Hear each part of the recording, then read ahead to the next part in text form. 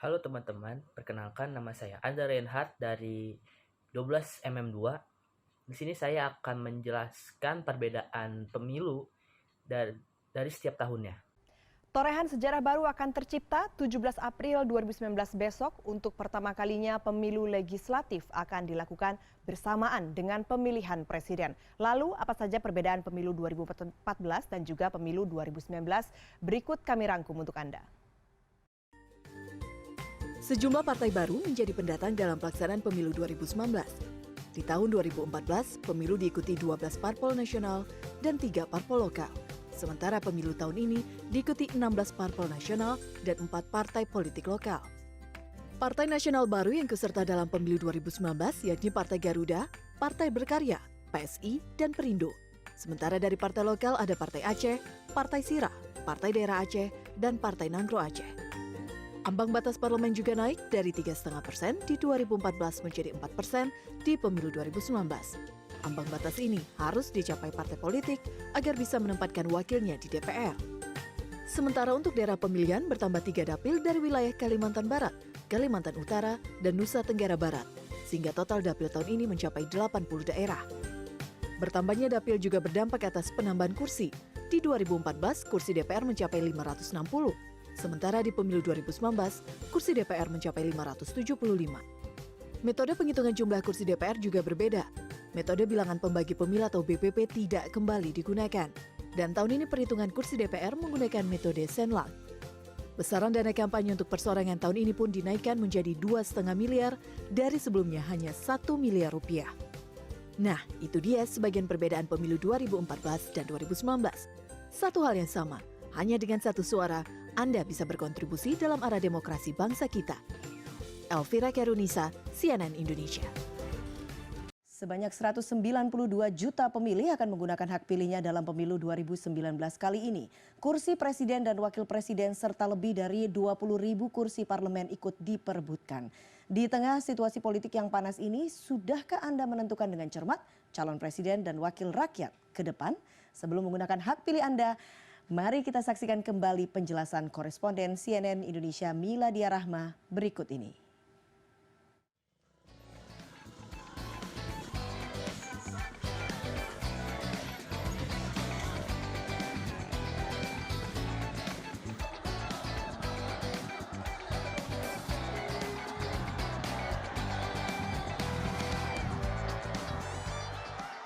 Aduh, pilih yang mana ini? Saya semakin bingung jujur menjelang hari pencoblosan. Karena apa? Karena melihat nama caleg yang sangat banyak. Tapi jujur deh, rasa-rasanya di tahun politik ini kita memang terlalu banyak memfokuskan waktu kita terhadap pilpres. Padahal di sisi lain ada pilihan nama caleg yang juga sangat banyak yang harus kita pilih.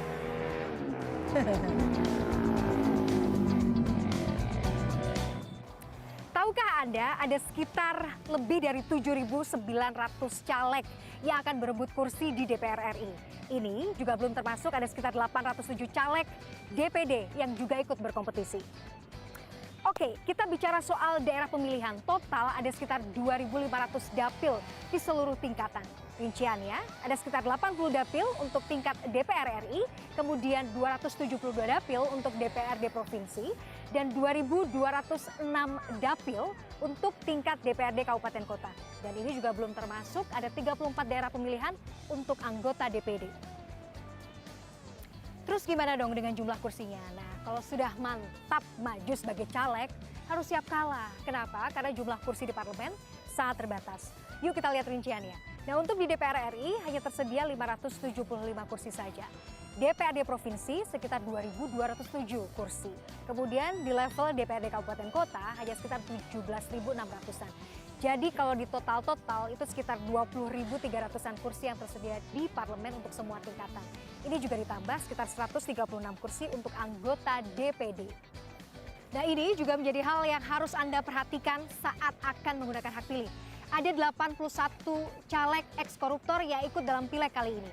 23 caleg maju ke tingkat DPRD provinsi, 49 caleg maju ke tingkat DPRD kabupaten kota, dan 9 caleg ke tingkat DPD. Nah, ini dia, ada 3 partai politik teratas dengan jumlah caleg ex-koruptor terbanyak. Yang pertama adalah Hanura, 11 orang. kemudian Golkar dan Demokrat 10 orang, dan Partai Berkarya 7 orang. Dari sekian banyak partai politik yang ikut berkompetisi dalam pileg kali ini, hanya 2 partai saja yang bersih dari caleg ekskoruptor, yakni Nasdem dan PSI. Nah, Anda juga harus identifikasi kertas suaranya ya. Ada 5 kertas suara yang harus dicoblos. Untuk DKI Jakarta hanya 4 kertas suara saja.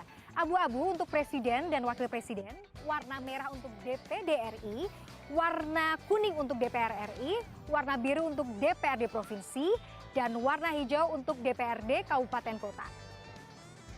Dan ini dia tahapan pemilu 2019 mulai dari pencoblosan sampai pelantikan.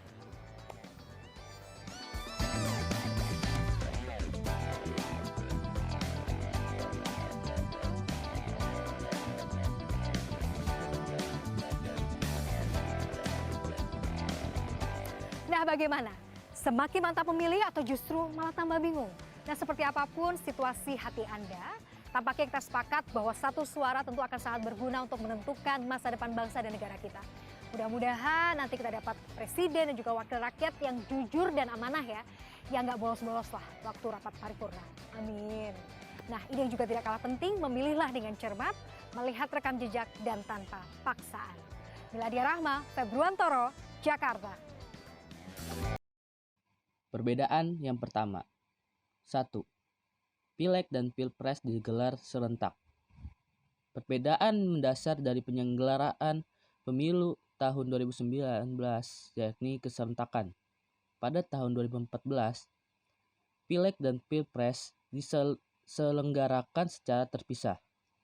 Pada pemilu tahun 2019, Pileg dan Pilpres akan digelar secara serentak dalam satu hari pada Rabu 17 April 2019. 2. Jumlah parpol bertambah.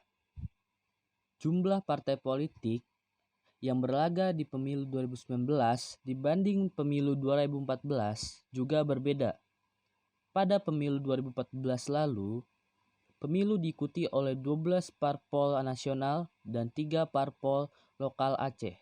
Sedangkan pada pemilu 2019 diikuti oleh 16 partai politik nasional ditambah 4 partai politik lokal di Aceh. 3. Metode perhitungan jumlah kursi.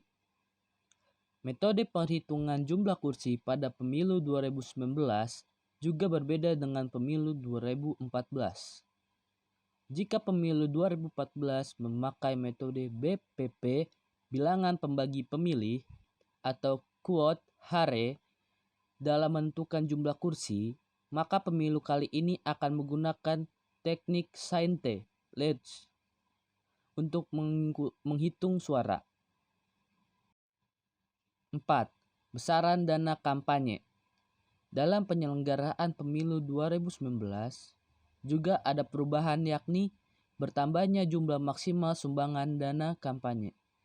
Pada pemilu 2014, sumbangan dari perseorangan maksimal 1 miliar rupiah.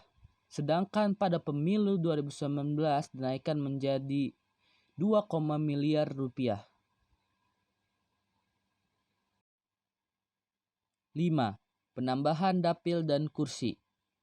Daerah pemilihan atau dapil yang akan menjadi area bagi para caleg untuk merebut kursi DPR, DPRD provinsi, dan DPRD kabupaten atau kota.